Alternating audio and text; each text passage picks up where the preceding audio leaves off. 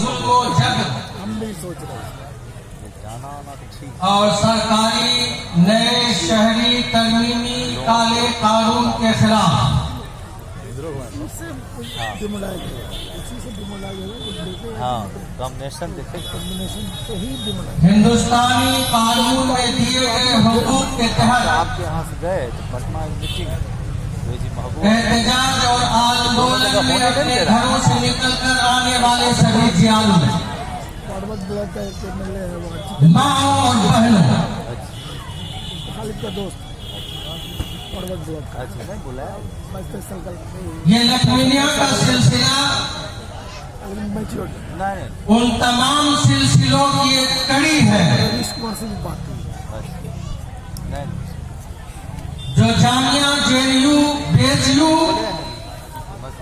और कर्नाटक और केरल और मगरबी बंगाल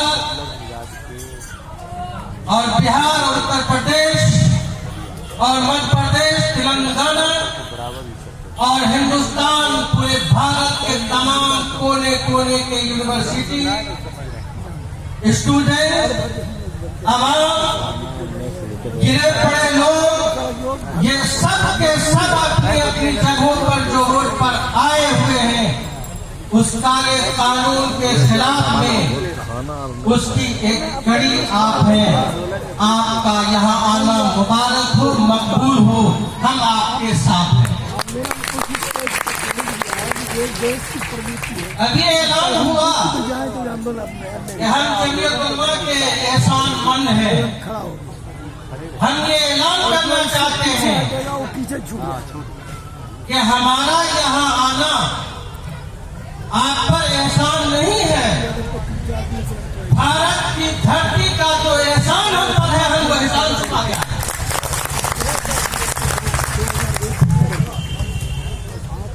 भारत बचेगा कानून के मुताबिक। जब कानून नहीं तो भारत नहीं बचेगा, हम कहाँ जाएंगे? भारत के कानून पर हमने आंच आने दिया नहीं है, आंच आने देंगे भी नहीं। और अभी जो आग लगाई गई है उस आग को सुधाकर कर लेंगे इंशाअल्लाह अज़ीज़। और हमारे इस आंदोलन में पूरे भारत में 80 करोड़ से भी ज्यादा लोग हैं और इन्हीं लोगों को जो इस देश के बाइज्जत शहरी हैं, नागरिक हैं, जिनके आबा व अजदाद, जिनके पुरख आज से नहीं हजारों वर्षों से यहाँ गड़े मरे पड़े हैं और मुसलमानों के 1400 साल से आबा व अजदाद यहीं दफन हैं। उनकी ये बाकी मानदा नस्ल क़यामत तक हिंदुस्तान में रहेगी और यहाँ के मुसलमानों को, आदिवासियों को, दबे कुचले लोगों को, SC हो, ST हो, OBC हो, कोई भी हो, 80 करोड़ की तादाद हो, उससे भी ज्यादा हो, उसके एक अंग को भी डैमेज करने का कोई कानून लाया जाएगा, हम उसे रिजेक्ट करते हैं। और उसकी पहली कड़ी NPR है, हम उसे भी रिजेक्ट करते, CAA इसे भी रिजेक्ट करते और उसके बाद जो सरकार की नीयत खराब चुकी है और किसी बेदारी और जाग चुकने का ये सबूत है कि पूरा भारत रोड पर आंदोलन कर रहा है और हिम्मत हारी हुई वो सरकार है जो बड़ी है। लोग कह रहे हैं, मीडिया में बातें आ रही हैं कि कानून वापस लेने में शर्म आ रही है। हमें नहीं मालूम कि शर्म आ भी रही है या नहीं,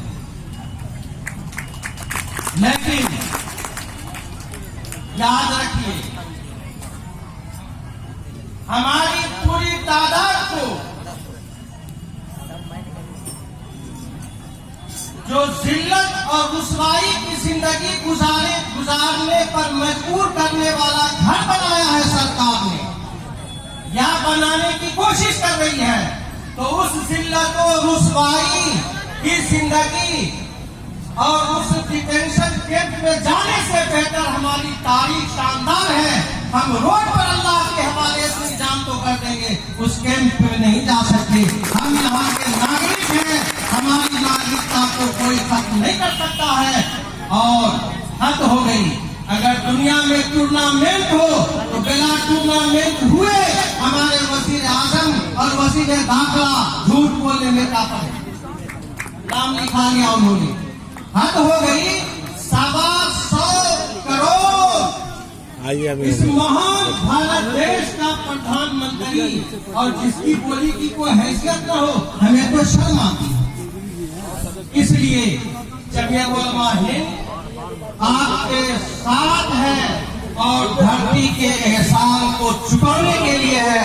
हम हिंदुस्तान के कानून को झुकने नहीं देंगे, मिटने नहीं देंगे और आखिरी दम तक या तो ये 80 करोड़ से ज्यादा के आदमी की जिंदगी महफूज रहे या हिंदुस्तान के कानून महफूज रहे।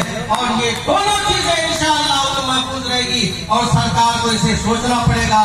इसलिए हमारी मांग है कि सरकार, भारत सरकार, वजीर दाखिला वो गौर करे कि भारत के लोग हर तरफ, हर गली में, हर जगह, वो हर तबके से आए हुए औरतें, बच्चे, माए, बूढ़ी, बूढ़े, जवान, स्टूडेंट, किसान हर एक रोड पर खड़े हैं और आपसे मांग रहे हैं कि आप इस सारे कानून को वापस करें।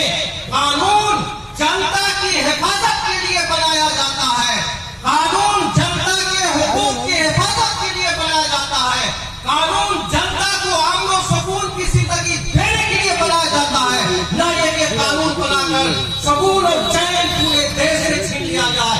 ऐसे छीनने वाली सरकार की गलती छीन कर दम लेंगे। कानून सरकार जनता बनाती है,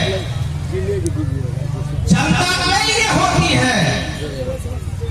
तो जनता के लिए जब सरकार न हो तो अभी हमारे नायब सदर ने कहा सरकार हम बनाते हैं तो सरकार हम तुमसे छीन भी लेंगे और यही डर है।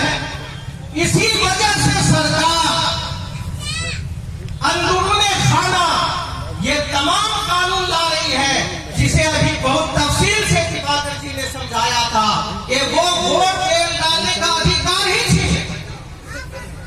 अब लीजिए साहब, तो इसलिए हमारे वोट देने के अधिकार को सरकार छीने उससे पहले हम सरकार की गद्दी को न छीने।